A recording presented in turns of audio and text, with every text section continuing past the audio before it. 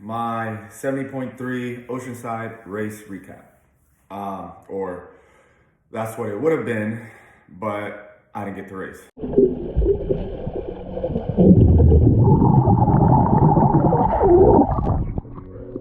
What the heck? Leading up to that race, I think I had pretty good fitness.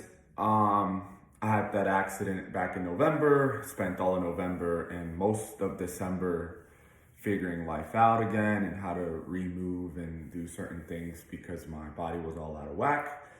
And I had a new coach before the accident, so kind of adjusting with the coach during the accident, and then, past it was also a little bit of a change.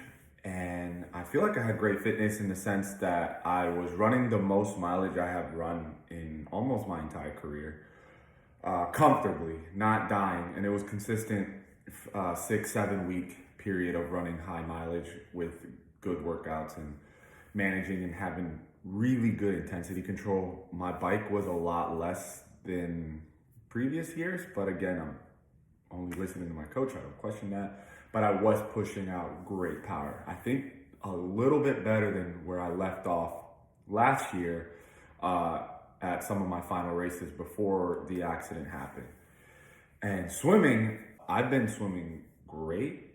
I have been swimming with a lot more, thought into swimming rather than just going in and just doing whatever I wanted to. Now, the amount of yards that I've been putting in has been close to what I was doing back in college as a sprinter. So it's good. It's not the best, but it's also a lot better than what I have been doing in the last 5 years. So I feel like my swimming is improving and going back to where it needs to be, or at least approaching that form and level again. It's super comfortable. So yeah, I felt like the fitness was good, or at least better than what it has been in the previous years. So leading into the week, going into Oceanside, my 2-year-old son was sick. Normal.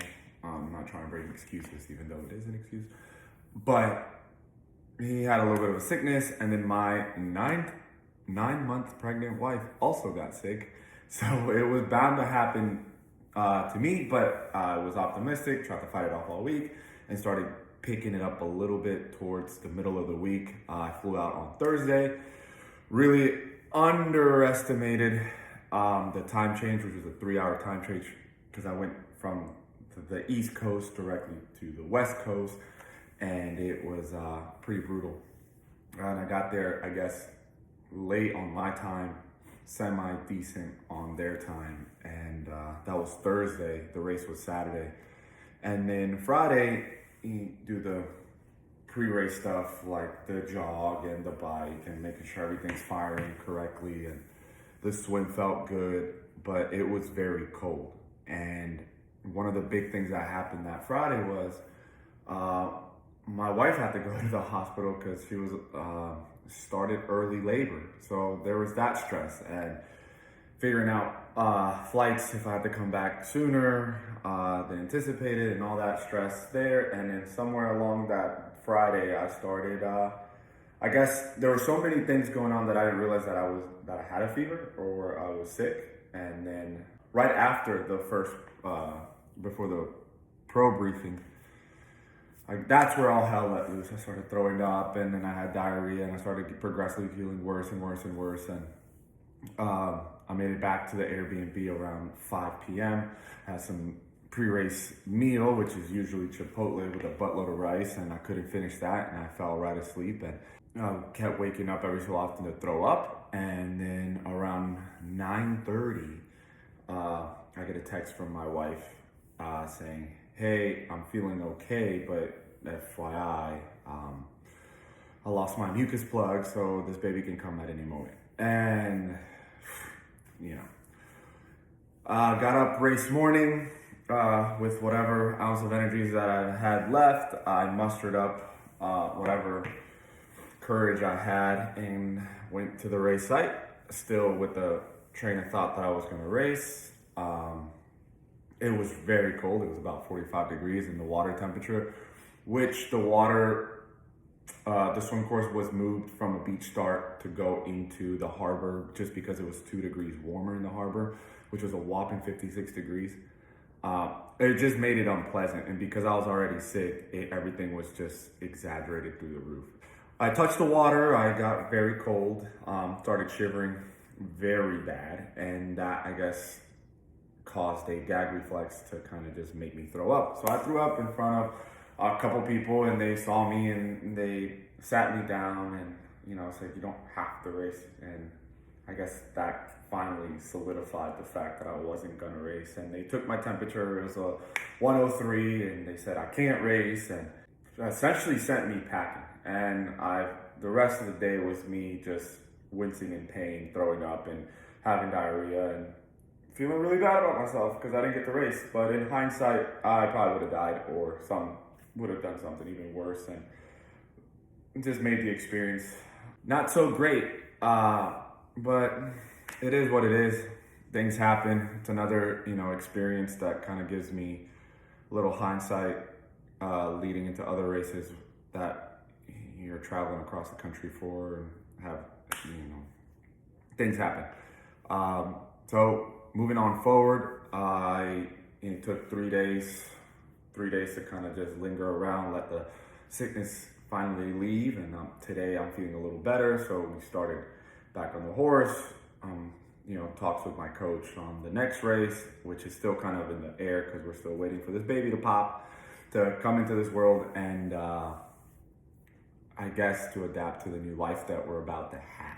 All I can really do is just continue the training protocols and continue doing them as they get prescribed until the new baby comes, and then work around all that and make sure that I can maintain a healthy amount of sleep and be able to train. So going forward, I know that some of my intensity might have to drop a little bit, and I'm gonna have to really adapt to the new lifestyle that we're gonna have, and I have to make sure that I'm still there for the kids on the swim team and still producing the practices and still being there. And I'm gonna have to, I guess, rely on some people to help me out a little bit more on the pool deck. But other than that, I'm excited. I feel like I had good fitness going into it, so I'm just gonna keep building onto that fitness as best as I can.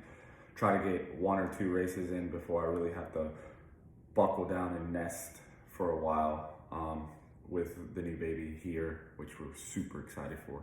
And keep things as it goes. I try not to make a big deal out of a bunch of, things, and live and learn, and you adapt and you grow and you experience new things. And all in all, everything's good. I think I'm even more pumped and excited for the next races, especially because I'm getting the new bike, which I've only had for a week. I've only had the bike for a week. The race was going to be my second ride on it outside, and it's kind of risky, but you risk it sometimes. But I guess I get another month and a half of actually dialing it down and putting in some miles on it and adapting to that, so then I can have a pretty solid bike on a race. But I'm not too beat up about it. I think I've experienced enough downfalls in life and have plenty of life experience to know that this is going to be a hilarious story to tell once everything starts settling down and I'm not as sick anymore, and I'm sitting down talking with friends or talking to my wife or my dad or whatever, because it was a very bad weekend. It was so bad. But either way, we're here. We're going to continue going forward and keeping things how they have been going, and just looking forward for this new baby. I think it's going to give me a little bit more dad power, and I'll be able to start a new life, a new chapter in it, and hopefully we can get better. Maybe start trying to get as close to the 200s in the PTO ranking, and see if I can start progressively dropping on that, and squeeze whatever potential that I have out of me in the next 6 to 8 years before I actually say, hey, maybe I should retire. But besides that, all good. Gonna progress forward, and not give up. We really can't. So I'm excited. Let's keep chugging along. There's no other way. There's no other train of thought. And just keep it positive. My